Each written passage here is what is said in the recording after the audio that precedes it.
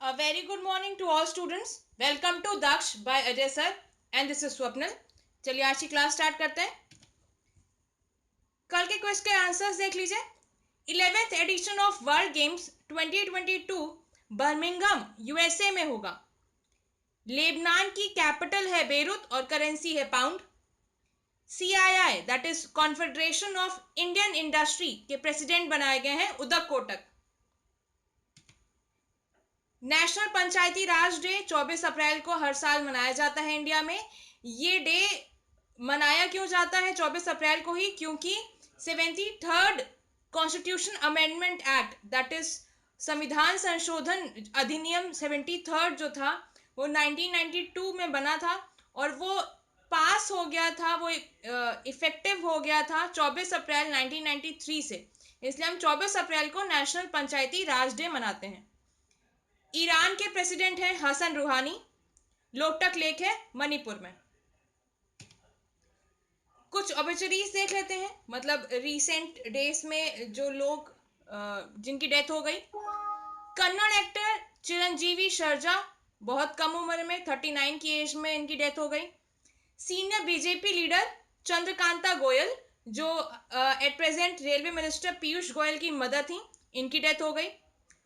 Farmer Indian footballer हजमा कोया की death हो गई है कोविड-19 के कारण. गवर्नमेंट ऑफ इंडिया ने 18th बेंच कैट की इनॉग्रेट कर दी है यूनियन टेरिटरीज लद्दाख और जम्मू कश्मीर में. कैट का full form central administrative tribunal. अब आपको बताना यह है कि कैट का एस्टैब्लिशमेंट भारतीय संविधान के किस आर्टिकल, किस अनुच्छेद के तहत होता है? तो इसका आंसर है आर्टिकल 323 ऑप्शन ए. अनुच्छेद 323 के तहत कैट का इनॉग्रेशन या कैट का एस्टैब्लिशमेंट करा जाता है. और ये इनॉग्रेशन करा डॉक्टर जितेंद्र सिंह ने. ये यूनियन मिनिस्टर हैं, इनके बारे में आगे डिटेल आप देखिए, पहले ये देख लीजिए. डॉक्टर जितेंद्र सिंह ने कहा कि अब एट प्रेजेंट जम्मू कश्मीर और लद्दाख यूटी में दैट इज यूनियन टेरिटरीज केंद्र शासित राज्य में तीनों ही इंपॉर्टेंट एजेंसीज डीओपीटी का फुल फॉर्म होता है department of personnel and training. तो डीओपीटी की तीनों इंपॉर्टेंट एजेंसीज जो है कैट, सीआईसी का फुल फॉर्म होता है सेंट्रल इंफॉर्मेशन कमीशन, और सीवीसी का फुल फॉर्म होता है सेंट्रल विजिलेंस कमीशन. ये तीनों ही जो है वो ऑपरेशनल है एट प्रेजेंट.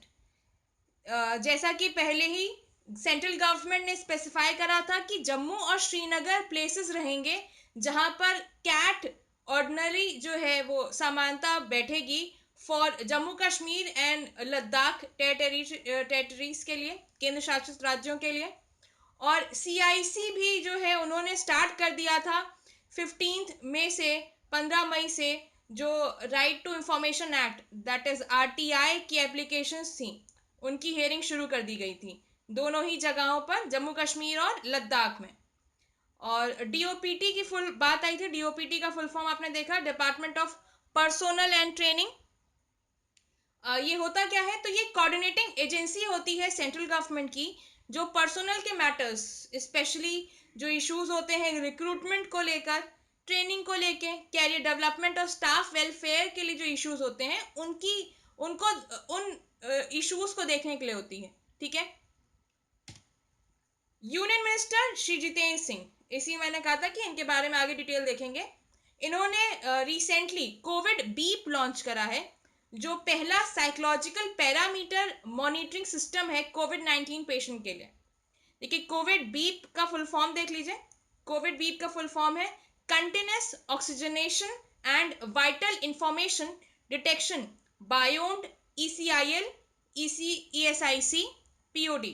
ठीक है. ईसीआईएल और ईएसआईसी, इसके बारे में बहुत डिटेल मत देखिए अभी फिलहाल. आप कोविड बीप का एक ये देख लीजिए फुल फॉर्म. और यहाँ पर आपको याद क्या करना है? तो आपको याद ये रखना है कि कोविड बीप जो है वो डेवलप करा है ईएसआईसी मेडिकल कॉलेज हैदराबाद ने और आईआईटी हैदराबाद ने. ठीक है. तो ये जो डैश है इसका यहाँ पर रहेगा आईआईटी हैदराबाद. डॉक्टर जितेंद्र सिंह के बारे में देख लेते हैं. ये यूनियन मिनिस्टर ऑफ स्टेट हैं, इंडिपेंडेंट चार्ज है, स्वतंत्र प्रभार है इनके पास. किसका? डोनर का, that is development of north eastern region.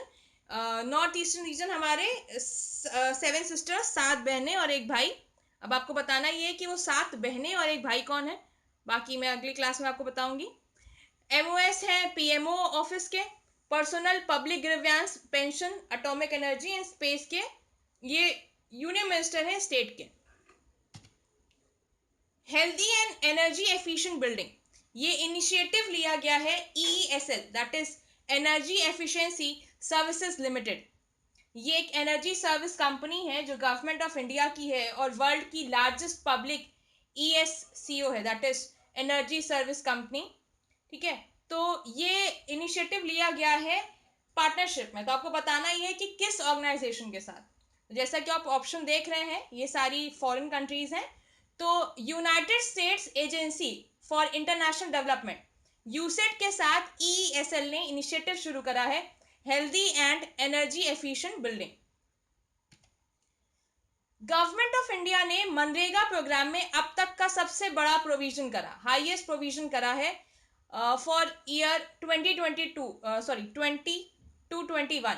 ठीक है, तो आपको बताना ये है कि कितने करोड़ का इनिशिएटिव था। तो देखिए ये था 101,500, मतलब ऑब्वियसली 1,01,500 करोड़। ये आपका याद करने का तरीका है, मेरा डेटा हम ऐसे याद रखते हैं 101,500। ठीक है, तो इतना बड़ा एलोकेशन अब तक करा गया है। अच्छा, ministry of road transport and highways ने इशू करे हैं डिस्ट्रिक्ट कलर बैंड, अलग अलग 4 कलर बैंड डिस्ट्रिक्ट मतलब अलग अलग दिए हैं नंबर प्लेट्स स्टिकर्स के लिए अंडर BS6 व्हीकल्स। ठीक है, तो यहाँ पर करा ये गया है कि BS6 व्हीकल्स जो हैं उनके लिए मैंडेटरी हो गया है ग्रीन स्ट्रिप कैरी करना। ये स्ट्रिप जो है वो 1 सेंटीमीटर विड्थ की होगी और ये एग्जिस्टिंग जो स्टिकर लगा होता है उसके टॉप पर लगाई जाएगी। अच्छा, जो स्टिकर है वो क्या बताएगा, तो वो रजिस्ट्रेशन डिटेल बताएगा और फ्यूल टाइप बताएगा। फ्यूल टाइप बताने का तरीका ये रहेगा कि अगर जो पेट्रोल वाले फ्यूल व्हीकल्स हैं उनका जो स्ट्रिप होगा, स्टिकर होगा, वो ऑरेंज कलर का होगा, डीजल वाले का ब्लू होगा। ठीक है, तो ये कलर्स बताए गए हैं और ग्रीन स्ट्रिप जो है 1 सेंटीमीटर की वो मैंडेटरी कर दिया गया है। यूनियन गवर्नमेंट ने अनाउंस करा कि अब कोई भी नई स्कीम लॉन्च नहीं होगी गवर्नमेंट की तरफ से अनटिल अनलेस केवल प्रधानमंत्री गरीब कल्याण पैकेज और आत्मनिर्भर भारत अभियान पैकेज जो दिए गए हैं उनके फंड्स केवल रिलीज करे जाएंगे। और अगर ऐसा इन्हीं दो से रिलेटेड और कोई स्पेशल पैकेज अनाउंसमेंट होता है तो वो एलोकेट करा जाएगा। तो ये बताना है आपको कि गवर्नमेंट ने कब तक कहा है कि नई स्कीम्स नहीं आएंगी। ठीक है, तो इसका आंसर है मार्च 31 मार्च 2021 तक अब यूनियन गवर्नमेंट कोई भी नई स्कीम लॉन्च नहीं करेगी क्योंकि हमें पैसे बचा के भी रखने हैं। किस ऑर्गेनाइजेशन ने रिसेंटली रिलीज करा पीरियोडिक लेबर फोर्स सर्वे? ठीक है, तो देखिए ये सर्वे लॉन्च करा है एनएसओ ने, that is national statistical office. It is not organisation, ये ऑर्गेनाइजेशन नहीं है, यहाँ पर फुल फॉर्म रहता है NSO, that is national statistical office. ये सर्वे करा गया है जुलाई 2018 से लेके जून 2019 तक। और डेवलपमेंट ऑफ सर्वे जो है, जो मेथड है और जो डॉक्यूमेंट प्रिपरेशन है वो सर्वे डिज़ाइन एंड रिसर्च डिवीजन ने करी है और जो फील्ड वर्क करा गया है वो फील्ड ऑपरेशन डिवीजन द्वारा करा गया है। ठीक है, तो आपको 2 चीज़ें याद रखनी है कि ये सर्वे करा किसने है, एनओसो ने। एनओसो का फुल फॉर्म क्या है, नेशनल स्टैटिस्टिकल ऑफिस। अच्छा, इस सर्वे की कुछ डिटेलिंग्स और देख लीजिए। अच्छा, इस सर्वे की कुछ डिटेल्स और देख लेते हैं।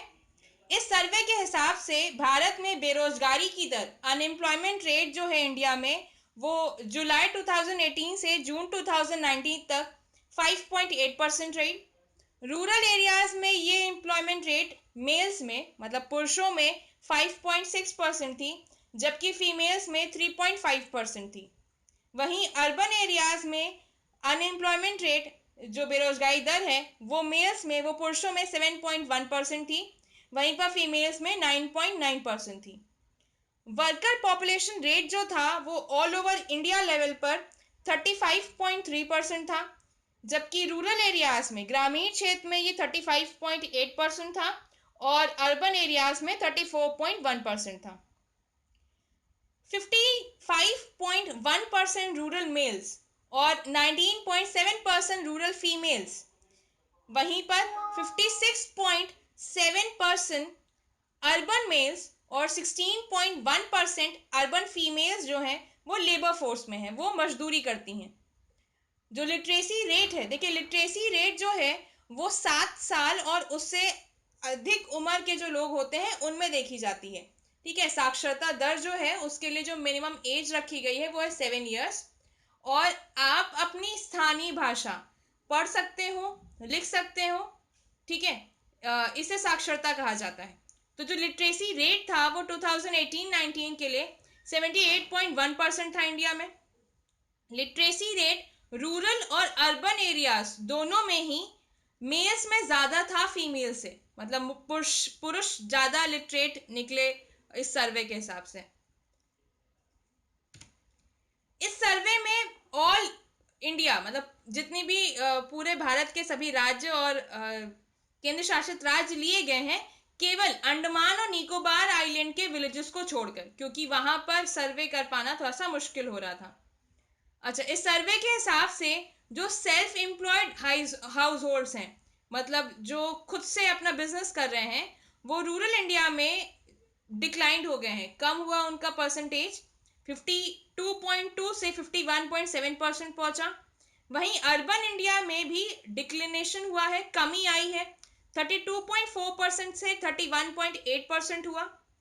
सेल्फ एम्प्लॉयड हाउस होल्ड्स जो हैं वो एग्रीकल्चर पे जो डिपेंड करते हैं उनमें भी कमी आई, 37.8% से 36.6% पहुंच गया, ये जो कमी देखी गई। रूरल इंडिया में नॉन एग्रीकल्चर जो लेबर थे उनकी संख्या बढ़ गई, 12.9% से 13.4% पहुंच गया ये। ठीक है, तो ये सर्वे की कुछ डिटेल्स थी जो आपको याद करनी है। नेक्स्ट क्वेश्चन देखते हैं। मिनिस्ट्री ऑफ पावर इंडिया ने memorandum of understanding that is MOU sign करा है एनर्जी कॉर्पोरेशन पे। ठीक है, आपको बताना ये है कि किस कंट्री की ministry of energy, utilities and climate के साथ ये memorandum of understanding MOU sign हुआ है। ठीक है, तो जैसा कि आप ऑप्शंस देख रहे हैं, ध्यान दीजिए, कैपिटल है कोपेनहेगन और करेंसी है डेनिश क्रोन, तो यहां पर आंसर है डेनमार्क। ठीक है, तो हम डेनमार्क की कैपिटल करेंसी साथ में याद करते चलेंगे। कैपिटल है कोपेनहेगन और करेंसी है क्रोन। अर्पित रिसेंटली डेवलप करा गया है। व्हाट इज अर्पित? अर्पित का फुल फॉर्म है airborne rescue pod for isolated transportation. ठीक है, तो जैसा कि आप देख सकते हैं यहाँ पर एयरबोर्न की बात आ रही है, इसलिए याद करना आसान है। ये इंडियन एयरफोर्स ने रिसेंटली डेवलप करा है। इस सिस्टम को डेवलप करने में 60,000 रुपीज खर्च हुए हैं। और बेसिकली यहाँ पर जो हमारा मोटिव था, जो हमारा उद्देश्य था, वो मेक इन इंडिया इनिशिएटिव को बढ़ावा देने के लिए था। ठीक है, तो ये कोविड-19 पेशेंट्स को जब हम ट्रैवल कराएंगे थ्रू एयरप्लेन्स, तो ये सिस्टम की जरूरत पड़ेगी। ठीक है, इंडिया का first online wastage exchange programme launch करा गया किस स्टेट ने? देखिए, ये प्रोग्राम लॉन्च करा गया for safe disposal of toxic waste और प्रमोट करने के लिए रिसाइकलिंग और रीयूज ऑफ टॉक्सिक वेस्ट। और जैसा कि आप देख रहे हैं, सीएम का नाम लिखा हुआ है जगन मोहन रेड्डी, तो अगर आपको सीएम याद है तो आप आंसर कर सकते हैं आसानी से। आंसर है आंध्र प्रदेश। ठीक है, तो अब हम याद रखेंगे, इंडिया का पहला online waste exchange programme Andhra Pradesh ने लॉन्च करा, सीएम है Jagan Mohan Reddy. ISRO that is Indian Space Research Organisation ने एमओयू साइन करा Aryabhatta research institute of observational sciences that is ARIES. ISRO ने एरीज के साथ एमओयू साइन करा है। आपको बताना यह है कि एरीज कहां पर लोकेटेड है। तो ये सारी डिस्ट्रिक्ट्स आप जो देख रहे हैं, ये सारी डिस्ट्रिक्ट्स उत्तराखंड की हैं। ठीक है, और नैनीताल में है एरीज और यहाँ पर एक उत्तराखंड की न्यूज और देख लीजिए। उत्तराखंड की गवर्नर है बेबी रानी मौर्य। इन्होंने डिक्लेयर करा कि गैरसैंण जो है वो नई समर कैपिटल होगी उत्तराखंड की, क्योंकि नैनीताल हमारी जुडिशियल कैपिटल है उत्तराखंड की। जो समर कैपिटल है वो है गैरसैंण, और गैरसैंण को जो दूसरा नाम है दैट इज भराईसैंण। ठीक है। एक इनिशिएटिव और लिया गया है जो social justice and disabled welfare decorate के प्रीमाइसेस में लिया गया, और इस इनिशिएटिव का नाम है थैंक मॉम।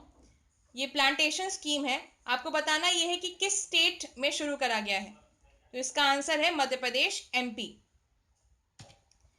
एमपी के यूनेस्को ने जो वर्ल्ड हेरिटेज साइट्स डिक्लेयर करी हैं वो देख लीजिए, केवल 3 हैं। खजुराहो ग्रुप ऑफ मॉन्यूमेंट्स जो छतरपुर डिस्ट्रिक्ट में है, सांची स्तूप जो रायसेन डिस्ट्रिक्ट में है, और भीम गेट का रॉक शेल्टर्स ये भी कहां पर है, रायसेन डिस्ट्रिक्ट में। ठीक है, तो 3 है, खजुराहो ग्रुप्स, सांची स्तूप्स और भीमबेटका रॉक शेल्टर्स। आपको इसके आंसर्स क्वेश्चंस देख लीजिए, सॉरी आंसर आपको कल मिल जाएंगे। वर्ल्ड हेल्थ डे 2020 की थीम क्या थी? नास्कॉम के चेयरमैन कौन है? किस कंट्री ने first ever digital geographical map of moon release करा?